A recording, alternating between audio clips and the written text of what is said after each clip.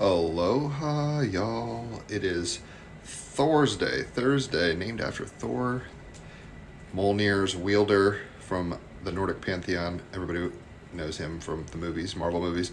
Thursday, the 26th of June. It is a Jupiter-ruled day esoterically. The sun and moon are in Cancer. The sun is conjunct Jupiter still. Mercury's in Cancer. There's a whole lot of Cancer energy going on. But we'll talk about the astrology as we go. So, the cards I've gotten for the day: the Empress card, the Five of Swords, and the wild card is coming from the stone deck Obsidian. So, the Empress card is a major arcana card. I've written music for all the major arcana. Check it out. It's called Hostess with the Mostess. I'll put it in the comments. Cool song. You'll love it, I promise. So, everything is possible. Allowing abundance into your life, tapping into the creative flow of the universe. Start something nurturing. Sun, Moon, Jupiter, Mercury, Cancer, Mars and Virgo, Venus and Taurus. Nurture, nurture, nurture.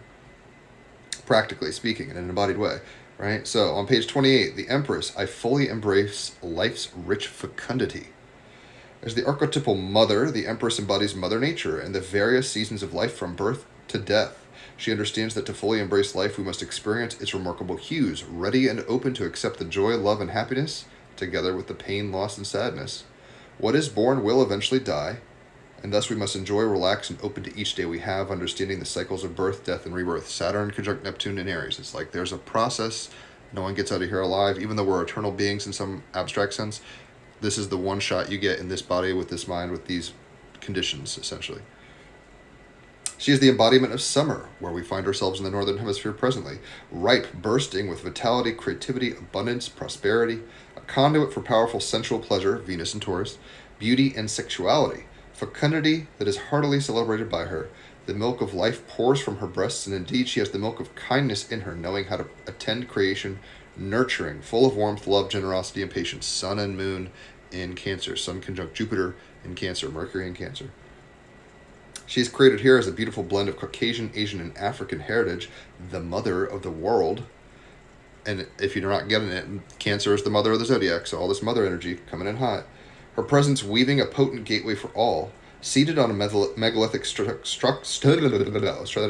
Seated on a megalithic stone similar to that at Newgrange, the Passage Grave, built in Ireland around 3200 BC, and embellished with perhaps one of the oldest symbols of human spirituality, the spiral. She is mistress of her womb-like domain, the womb, the mother's gift, and alembic, essentially. The ancients lived in a womb cosmology of creation, in which everything was birthed and dissolved through a womb space, in waves of cosmic cycles. As every being is birthed through a womb, so scientists believe that the universe was birthed by a giant black hole, a cosmic womb. The spiral, which is so prominent in plants and natural systems such as the weather in our own galaxy, the Milky Way, and was such an important symbol for the Celts, is presumed to mean the balance of inner and outer consciousness, but we will never know because the Druids were forbidden to ever write about sacred material. North Node and Pisces, they were just going with the flow and speaking it orally and living it, not writing it down. A gilded bird's cage floats above the Empress's head, suggesting that despite appearances, the door to freedom is always open. We can all be free as a bird, Uranus and Taurus, Pluto retrograding in Aquarius. She invites us to abandon oneself to her and let her mysterious energy infuse your creations, fueling the birth of eventual form or structure. Right? Saturn and Neptune conjunct in Aries, North Node in Pisces. Go with the flow, and it will crystallize eventually. The world would certainly be out of balance, and therefore ugly, if everyone was a painter, everyone was a singer, everyone was a dancer. Nevertheless, the spirit of creativity is nourishing to all. Sun and Moon in Cancer. When your creativity so totally infuses your life, every moment is seen living with creative potential. You live in God. The Empress also invites you to nourish and nurture your own vehicle of transformation, your body, Mars in Virgo, which was given by the miracle of nature despite its imperfections. Attend to the balance and beauty of your physical environment, especially your home and the natural world around you. Tend your garden, Venus and Taurus, Mars in Virgo, Sun and Moon, and Jupiter and Mercury in Cancer.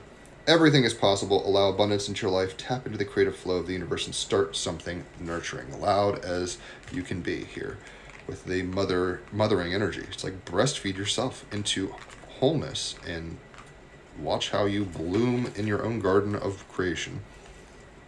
The Five of Swords is the clarifier. On page 130, I must win at any cost.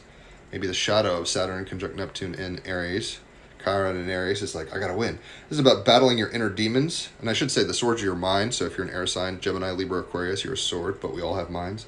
It's about battling your inner demons, the compulsion to win, keeping a beneficial advantage, and letting the past pile up around you, acting out of integrity. So I think the idea here is we gotta weed our gardens. We can't just let the past pile up around us. Look at her garden. It's blooming and it's wild and it's, whatever. But if the weeds are getting all the nutrients, the flowers won't bloom to their fullest potential, right? You want to open up and be so special in this one life you have as this creation you are. So battle your inner demons, battle your compulsion to be lazy and not put in the work. Evil Jiminy Cricket shouldn't win the day. The wild card today on this Thursday is from the Stone deck, and we've got Obsidian. You can quantumly entangle with this. If you own it, plus 5 points. I got to cover my eye because I can't see the light. Obsidian, what it is. Obsidian is a black volcanic glass before the internet, before AI, before kitten food delivering drones, like way back. Early Homo sapiens were getting it done with obsidian tools. Capable of holding an extremely sharp edge, obsidian scalpels are used in surgeries today. Who needs it? Anyone looking to cut out negative people and patterns from their lives, Scorpios. Where to put it? In your pocket, like a concealed weapon against bad vibes. When to use it? When thinking positively seems out of the question. When dark forces are at work, dig in, arm yourself with obsidian, and throttle back. It says protect your soul. So we're here to bloom as souls and be individuals that are so special in the garden of life, but that means we have to actually water and eat right. Like water the plant, eat right, exercise, think positive thoughts. Don't just be cynical and negative and doomsday. You're going to have to battle your inner demons, right? And keep others in the weeds essentially at bay with compassion and kindness. But that's how we protect ourselves. Otherwise, you'll be overwhelmed with weeds and your garden will be choked. The bountiful possibilities are altered when you don't tend your garden. Mars in Virgo, Venus in Taurus. And it's all about going through calm, nurturing, self-caring ways. Sun, Moon, Jupiter, Mercury in Cancer. It's how we live the dream. North Node in Pisces. But we got to work at it. Saturn conjunct Neptune in Aries. And it's going to take you to do it. Only you can garden your own, weed your own garden. So tap into the power of beauty and embodied, nurturance through cutting out the negative voices with obsidian, i.e. protecting your soul. Hopefully this has made sense. If you've enjoyed it, leave a tip, tag somebody, share it, whatever's clever. Holler for a reading. I love giving them. People love getting them. 5-star reviews, so top shelf shit. 3 hours of astrology is $150 USD. An hour of cards is $50 USD. And if it's your birthday, you get half off on either or both of those. And if you refer somebody to me, you will get half off on cards. So a lot of opportunities for magic available to you. Check out the Team Rabbit Hole podcast. I'll post the most recent one. I can't speak today. Most recent one, episode 317, in the comments. Check out the song for the Empress. It's awesome. You'll like it. And I'll catch y'all on the flip side. Enjoy your Thor's day. Adios.